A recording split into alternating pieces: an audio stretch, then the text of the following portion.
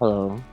Today I'm going to go over the mech Dread Talon and I'm going to talk about, is it worth rainbowing the Dread Talon? Now, that's a really good question. So if we go to Dread Talon, I have it at gold 3 and I'm kind of on the precipice on getting it to rainbow just to get this final mod, which is when attacking a part with HP below 60%, damage is 18%. If no part is destroyed, triggers Flurry Strike, dealing 25% damage. Now, at first, this sounds good, but I'm going to show you something that's very disheartening and why I'm not taking this mech to rainbow.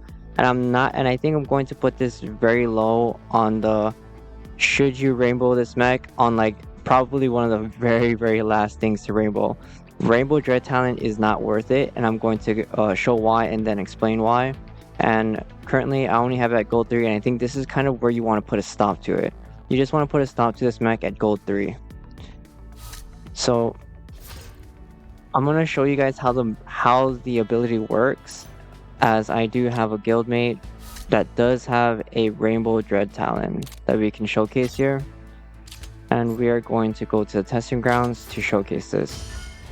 Okay, we are at the testing grounds. So this is gonna be really fast. I just want to show you it and then talk a little about it and then end the video. I don't want this video to be too long, as I just want to get straight to the point. Raise your neck Alright, and so face here we your go. execution. But the real question is does it flurry when you break apart? Now's the time!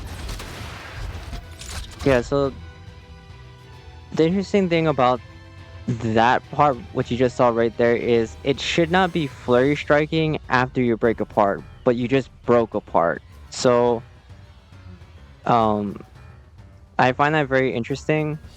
Another thing I want to figure out is if you damage a part below 60%, does it finish it off? Okay, so we target the body. So I also want to point out that this doesn't flurry strike if you hit the body. Now's the time! So as you just saw right there, we managed to hit the part to 61 and it didn't flurry strike. So it doesn't work against the body of a target. However, if you manage to shoot any other part, Rosa, I'm here.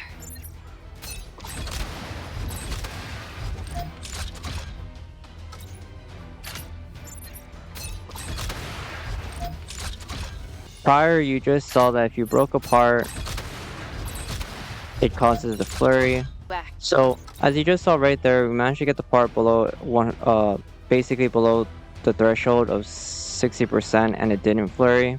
The most consistent thing here is if you break apart, then it'll flurry. Just to showcase that if you break apart, it always works. We break this part, it goes straight into the flurry attack. Rosa, I'm here. Let's see if we can break this part. Go straight into the flurry Rosa, attack, I'm here. and it doesn't flurry attack after that. Okay, so now we are back to the main screen and we are gonna go talk a little bit about the Dread Talon, and even after seeing all that, why I still think it's not that good, and why I don't think it's worth rainbowing at all and should be the last priority in terms of a rainbow.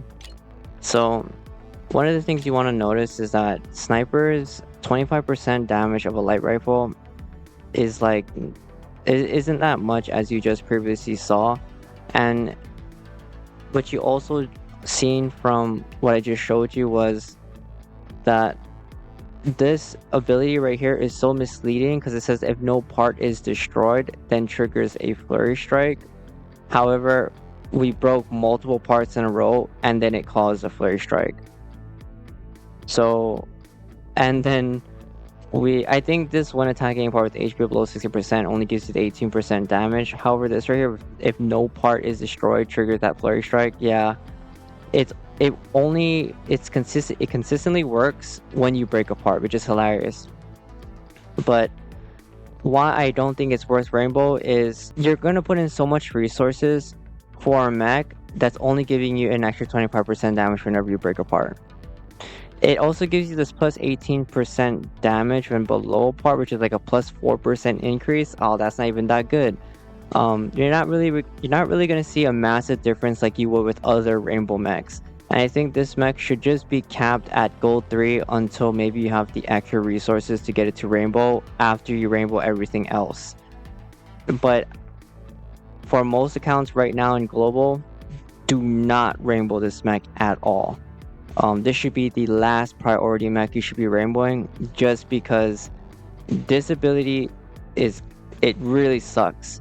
It super sucks. The fact that you have to break apart just for it to activate and it does 25% damage is not really that great. I mean, maybe it will snowball. I mean, if you're looking at it from the perspective that it might snowball into killing the target because of all of the 25% damage hits that you'll be doing after each broken part. But again, you have to be breaking parts for this to work. But it's so niche that I can't even advocate for this thing to be a rainbow. Just for that extra 25% flurry strike for a light rifle, it's just not worth it. I think it's far more worth it rainbowing Glacier, Rex, any other damage mech than this one. This one is just, it's not it. But anyway, guys, I hope you guys enjoyed this video. If you have any more thoughts or questions, or maybe you disagree with me on the idea that maybe you shouldn't rainbow this mech, because I am standing firm on the idea that you should not rainbow this mech and should not be priority 1 through 5 or even 10. This should be like last priority.